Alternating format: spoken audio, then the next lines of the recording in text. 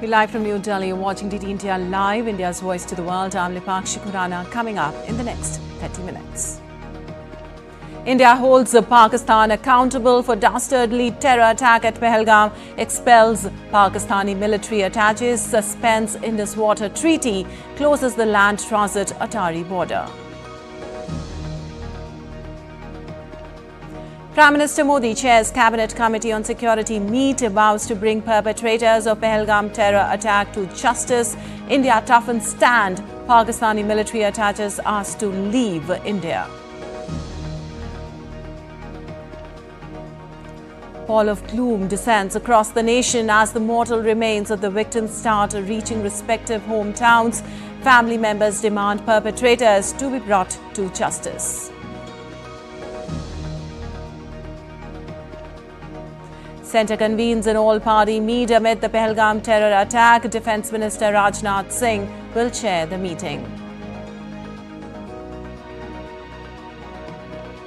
Prime Minister Narendra Modi to inaugurate India Steel Global Conference in Mumbai via video conferencing. Over 12,000 business visitors and 250 exhibitors from India and abroad to attend.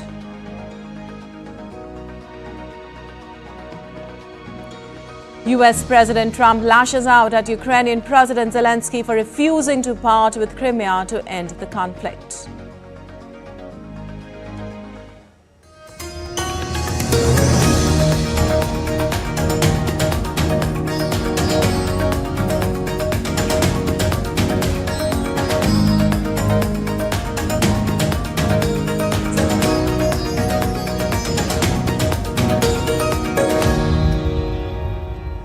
And on to the details this hour. The Cabinet Committee on Security held a high-level meeting on Wednesday to review the overall security situation in the country. The committee, chaired by Prime Minister Narendra Modi, directed all security forces to maintain high vigilance and take all necessary measures to prevent future attacks. India took a series of strong measures following the Pahalgam terror attack, including suspension of the Indus Water Treaty 1960 and the closure of the integrated check post Atari with immediate effect.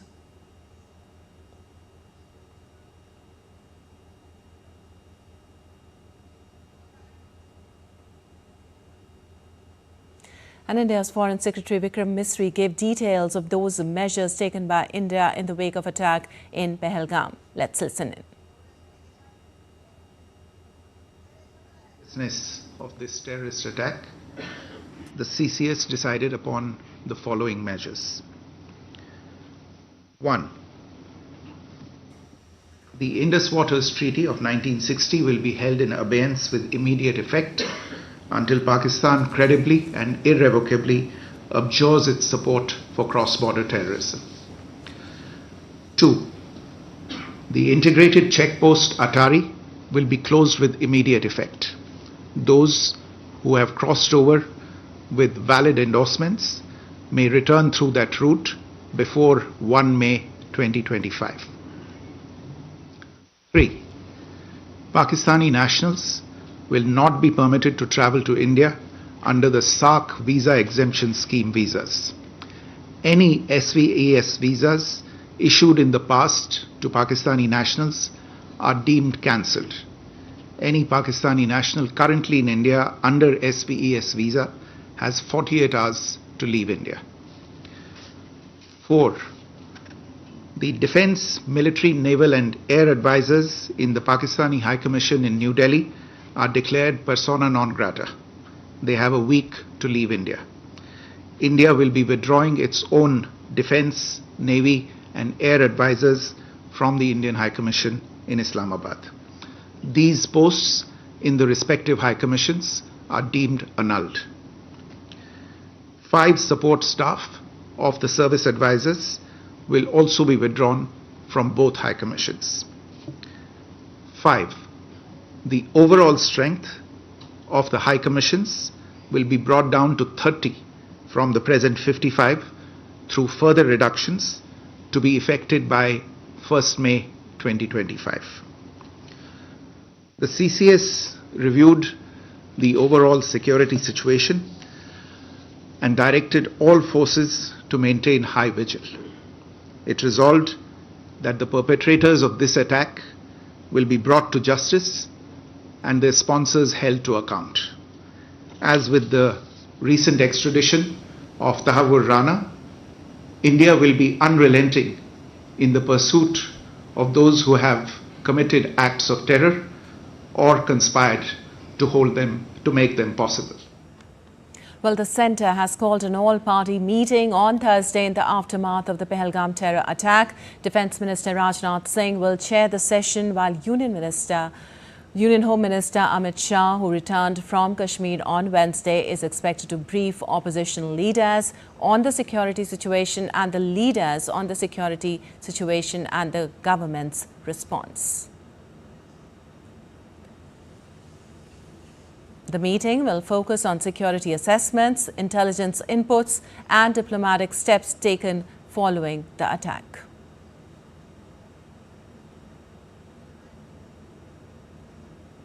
And for more, DD India's Ravi Dhiman joins us on the phone line. Well, the CCS decided to take several steps on the diplomatic front yesterday.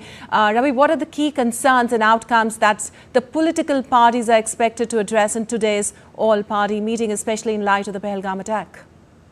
The Indian government will try and, brief the leaders of various political parties who are representative of the people in Lok Sabha and Rajya Sabha about the current situation, the progress in the investigations and the efforts to track the perpetrators of the dastardly terror attack and how the security forces are trying to nab them. They have gone all out to nab the perpetrators and bring them to justice.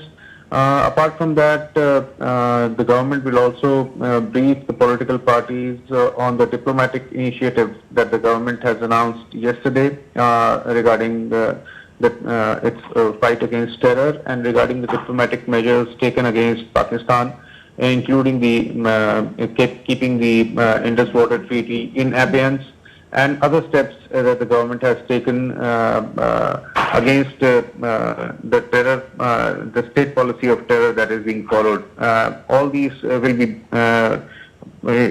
explained in detail to the political parties and the future course of action by the government to ensure that zero tolerance policy on terror is maintained credibly will also be discussed with the political parties. All right. Also, Ravi, how do the party leaders plan to respond to the growing security concerns in Jammu and Kashmir following the attack day before yesterday, and how are opposition leaders expected to react? Well, the opposition leaders, as has been in the past, are expected to, announce unwavering support, ironclad support, full support to the government in any measures that the government takes. To safeguard the interests of India, the government takes to bring the perpetrators to justice, and any initiatives that the government takes to ensure that justice is delivered to the victims and all the perpetrators, including their handlers, wherever they are brought to justice. So, government is expecting nothing more than all-out, unflinching support of all the political parties at this crucial juncture. All right. Thank you so much, Ravi, for all those in details and insights. And moving on, the whole nation is in agony and pain in the aftermath of the Pahalgam terror attack. People across the nation are mourning the death of victims, offering condolences and holding candle marches on solidarity with the victims' families. The mortal remains of the victims have been taken to their respective hometowns for the last rites. The families of victims of the Pahalgam terror attack mourned the loss of their loved ones as they urged the government to take strong action against the perpetrators of the heinous crime.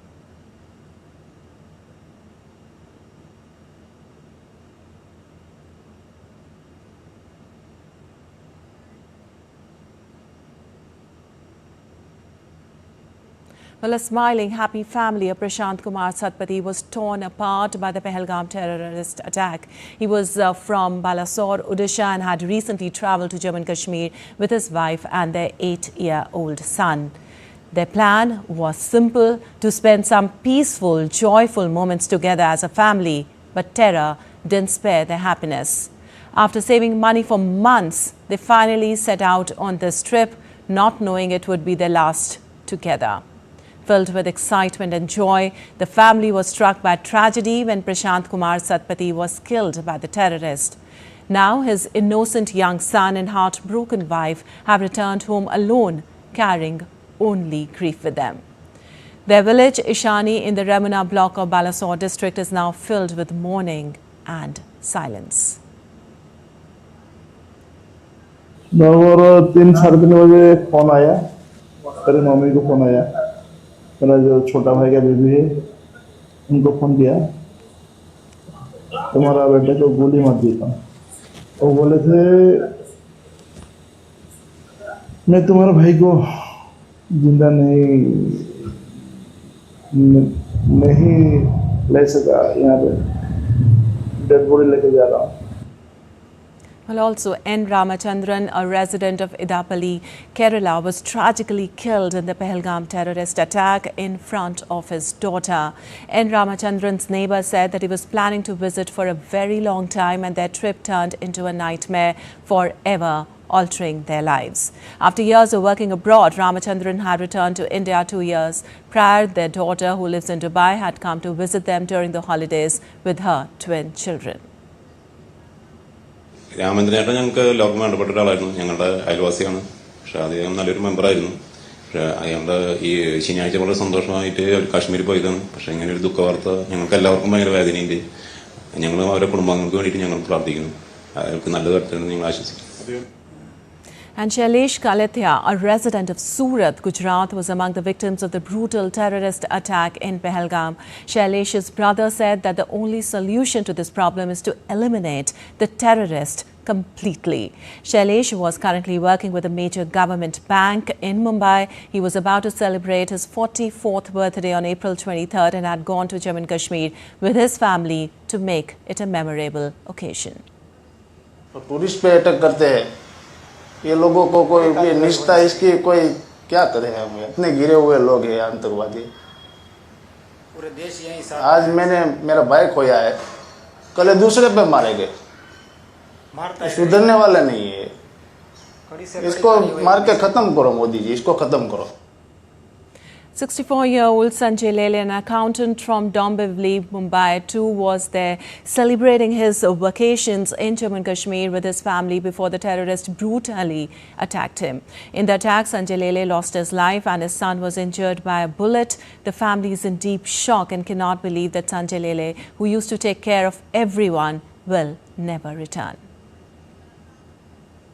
ये हमारे मित्र परिवार के सदस्य थे, बहुत हंसमुख थे संजय जी, और कैसे वो हर काम में, हर मंडल के काम में वो आगे होते थे हर जगह। और हल्ला हुआ है, वो बहुत बैड हल्ला हुआ है, इसका हम जाहिर निषेध करते हैं। And Sushil Nandhelele, a resident of Indore, Madhya Pradesh, was among those who lost their lives in the terrorist attack in Pahalgam. During the attack, the terrorists asked him to recite the Islamic kalima. When he couldn't, they shot him dead in front of his family. His 30-year-old daughter was also injured in the attack. His niece said the family is devastated and is trying to cope with the loss of a loved one. He had travelled to Jammu and Kashmir with his wife, son and daughter for his wife's birthday celebration. 58-year-old Sushil was an LIC branch manager by profession and had long wished to visit Jammu and Kashmir. प्रशासन को धन्यवाद देना चाहती हूँ कि आज हमारे ऐसे दुखद समय में ये सब हमारे साथ हैं। जो चीज़ हम सिर्फ टीवी में देखते थे कि ऐसा होता है, और आज हमारे परिवार में पहली बार हमारे परिवार में से कोई टेररिस्ट विक्टिम मतलब हम लोग बने हैं। हमारे लिए ये सहन करना बहुत मुश्किल था। कल जब से हमें ये न्यूज़ मिली तब से हम कहाँ कॉन्टैक्ट नहीं करे हैं, और हमारे लिए बहुत मुश्किल है ये समय। हम सबके साथ मतलब मेरे मौसा जी हैं वो साथ में, और हमसे बहुत कनेक्टेड और बहुत ही अच्छे इंसान थे। वो बहुत स्पिरिचुअल थे साथ में, वो बहुत ज़्यादा प्रोफेशनल एंड पर ही बहुत अच्छे थे। Prime Minister Narendra Modi will inaugurate India Steel 2025, the 6th edition of the biennial international exhibition and conference via video conferencing today. The event will bring together leading stakeholders from across the global steel value chain to discuss the future trajectory of the sector with a sharp focus on growth, sustainability, resilience and innovation. Key highlights of the international conference cum exhibition include the display of cutting-edge technologies and advancements in the steel industry. Roundtable discussions will be held on sector-specific topics, international collaboration and emerging trends. Reverse buyer-seller meet will also be held to facilitate trade opportunities and foster new business engagements.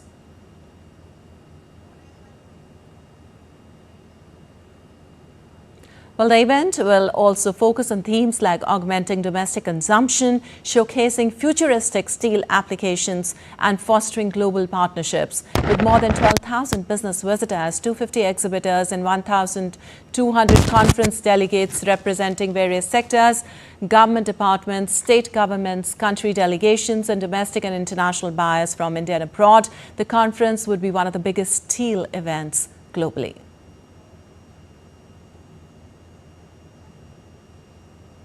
And time now for a short break. We'll be back in a while.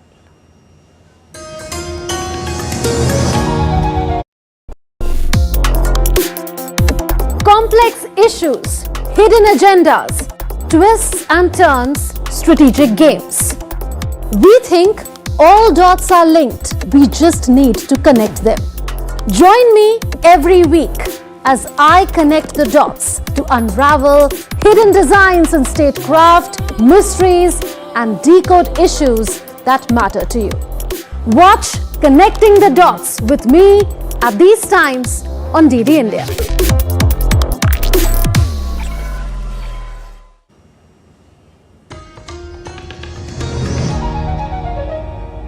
Welcome back. You're watching DD India Live. I'm Lipakshi Kuran, and moving on. US President Donald Trump and Ukrainian President Volodymyr Zelenskyy clashed again on Wednesday on efforts to end the 3-year-old conflict in Ukraine. Trump has attacked Zelenskyy for refusing to recognize Russia's occupation of Crimea, accusing him of harming peace negotiations with Moscow. In a post on Truth Social on Wednesday, Trump described the situation for Ukraine as dire. He said that Crimea was lost years ago and is not even a point of discussion. Speaking at the White House, Trump said he just wanted to see the conflict end. Everything is good. Look, I just want to see the war end. I don't care. If they're both happy, they both sign an agreement. I have no favorites. I don't want to have any favorites. I want to have a deal done. I want to save their lives. It's way down from... Earlier, Zelenskyy has ruled out ceding territory to Russia in any deal before talks set for Wednesday in London among US, European and Ukrainian officials. Zelenskyy said, "There is nothing to talk about. It is our land, the land of the Ukrainian people." As we start talking about Crimea, our sovereign territories, etc., we enter the format that Russia wants a prolongation of the war because it will not be possible to agree on everything quickly. Ukraine does not legally recognize the occupation of Crimea. There is nothing to talk about. It is outside our constitution. This is our territory, the territory of the people of Ukraine. Ukrainian President Volodymyr Zelenskyy arrived in South Africa on Wednesday night, intensifying diplomatic efforts as US brokered peace talks with Russia gain momentum. Also, Zelenskyy plans key meetings with South African President Cyril Ramaphosa and European leaders from Spain, Poland and the Czech Republic. The visit comes as Zelenskyy signals readiness to negotiate with Russia if a ceasefire halts the fighting. In a significant development, he also expressed willingness to meet US President Donald Trump later this week during the funeral of Pope Francis.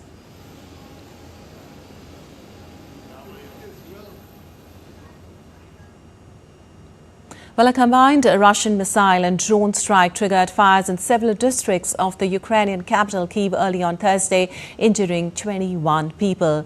Mayor Vitaly Klitschko confirmed 6 major fires in the Sviatoshsky district, with residents trapped beneath rubble and homes severely damaged. Metal debris also fell across multiple neighborhoods, heightening panic. Just hours later, the city of Kharkiv near the Russian border came under siege. Mayor Ihor Terikov reported 7 missile strikes, shattering windows in a high-rise building. Within an hour, Terikov also reported a drone strike on the city, though there was no indication of any casualties. And President Donald Trump on Wednesday signed an executive order directing his administration to enforce existing laws requiring universities to disclose when they receive large foreign gifts. Trump signed a second order making changes to the university accreditation process in order to force accreditation to be focused on the merit and results rather than woke ideology. Trump also signed other executive orders that included ensuring that historically black colleges are able to do their job effectively. Another executive order was related to AI and ensuring that school children, young Americans, are adequately trained in AI tools. The U.S. president also signed executive orders on school discipline policies and instructing the departments and agencies no longer rely on disparate impact theory. Well, the U.S. Justice Department has cancelled 365 grants cutting funds for mental health support, crime victim hotlines and anti-human trafficking programs.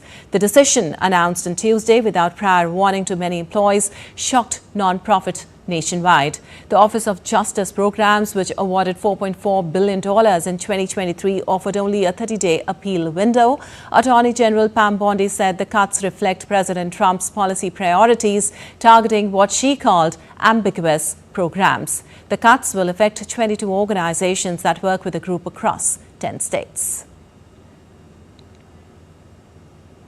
And U.S. Treasury Secretary Scott Bessent declared the IMF and the World Bank must be made fit for purpose again. Speaking at the spring meetings in Washington, Bessent criticized the institutions for focusing too much on climate, gender and social issues. He called for a return to their core missions, economic growth, monetary stability and poverty reduction. Warning against blank checks for vague agendas, Bessent urged tougher stances on borrower reforms and more investment in reliable energy sources, including fossil fuels and nuclear.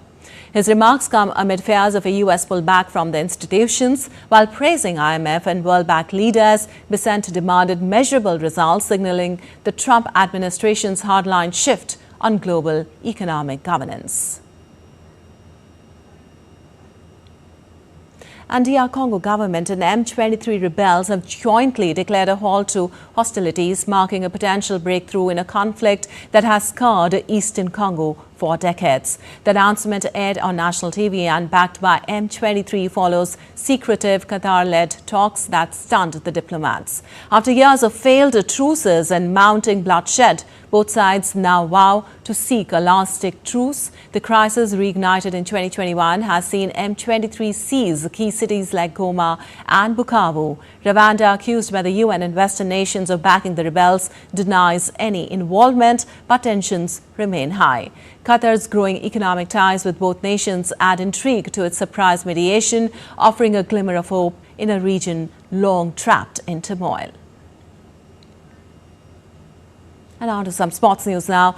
Host Sri Lanka women announced a 17-member squad with Chamari Atapattu as the captain for the upcoming Tri-Nation cricket series against India and South Africa. The hosts are coming into the series on the back of a 2-0 ODI series loss in New Zealand. As many as 8 changes have been made to the Sri Lankan squad. Spinner Malki Madara has received a maiden call-up to the ODI squad. Additionally, players like Vishni Guranthane, Nilakshi Silva, Hasani Perere, Piumi Vatsala and Hansima Kurarate have returned to the squad.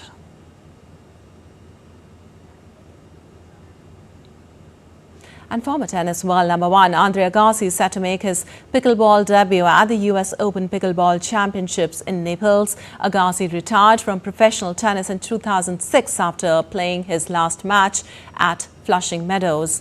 Agassi will play his first match on April 30th. He'll partner up with teenager Anale Waters in the mixed pro division. Agassi has participated in pickleball exhibitions with other former tennis players. However, next week's match will be his first professional pickleball appearance. All right, that's all for this edition of DD India Live. But let us know your thoughts on the news of the day. For those on the go, you can get all the latest news and updates from India and across the world on the DD India mobile app. The app is available on both Android and iOS platforms. Scan the QR code on the screen to download now. Well, we'll be back with more news as it breaks here on DD India. I'm Lipakshi Kurana from all of us here in Delhi. Thanks for watching DD India Live.